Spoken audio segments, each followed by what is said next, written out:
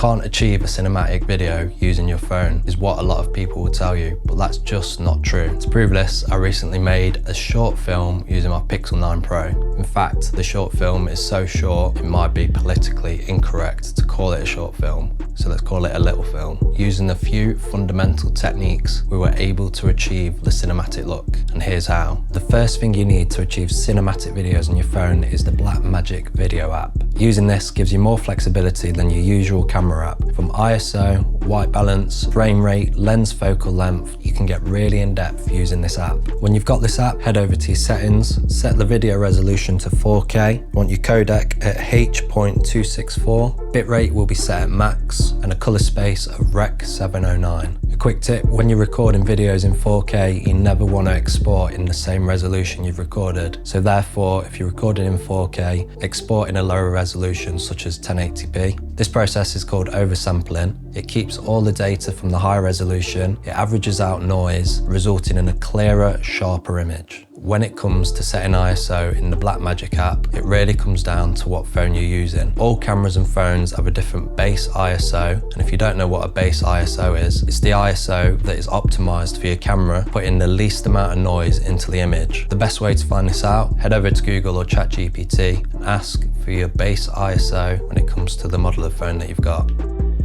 And this is where I should have mentioned what frame rate we'll want to be using to achieve this look. We're going to stick with 24 frames per second, and if you want to shoot in a slow-mo, go higher, maybe 50, etc.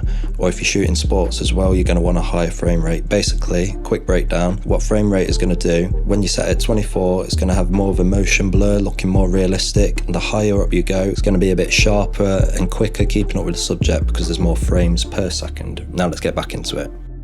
When it comes to achieving a cinematic look in any sort of video, whether you're using your mobile phone or a higher end camera, it's all going to come down to lighting and such techniques like that. You're going to want enough light in the image that you get to use your base ISO without cranking it or underexposing, though it's always best to underexpose an image than it is to overexpose. There are a bunch of different lighting techniques out there, and it's all dependent on the scene that you're recording. So I suggest you learn more about that. When it comes to lighting and exposing the shot, it's also going to depend on your shutter speed and your frame rate. Your shutter speed's always going to be double that of your frame rate. For example, if you're recording at 25 frames per second, your shutter is going to be 1/50. If you're recording in 30, 1/60, 50, 1/100, and so on. As you increase this value, your picture's going to get darker, and this is where you might try and crank up the ISO, introducing the noise. But what you're going to want to do is introduce more light or set yourself in an environment with more natural light available. When it comes to framing, it's going to be about personal taste. There are a few hacks you can use to achieve a nice cinematic look. Go into the Blackmagic app,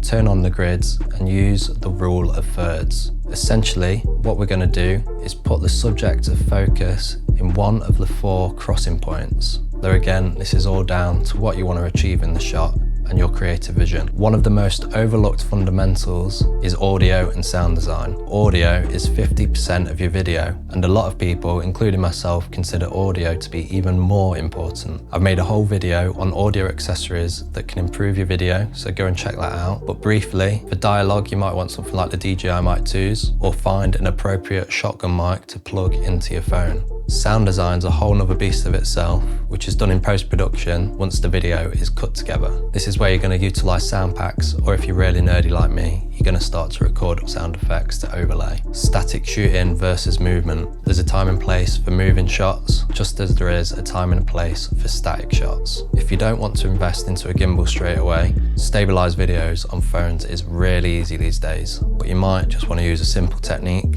like holding your phone, grasping onto your arm, and now you've got an even more stable image. For static shots, grab yourself a cheap tripod like this K&F Concept Travel Tripod that I love, and if you're looking for more filmmaking accessories on a budget, check out my video, link in the description. When it comes to making cinematic videos, whether that's on your phone or a higher end production camera, it's all about being creative. A good camera without the appropriate lighting, framing, composition, audio and sound design is going to seem flat and dull. whereas a phone, with all the appropriate steps taken, is going to achieve a cinematic look. Even better, once you've learnt the fundamentals and you move on to using a higher end camera from your phone, you're going to achieve a cinematic look even more easily. So that's it, fundamentals over fads. And as always, subscribe, drop me a like, help me beat the algorithm, and more importantly, keep up to date on my filmmaking and audio tips and tutorials. I'll see you in the next one.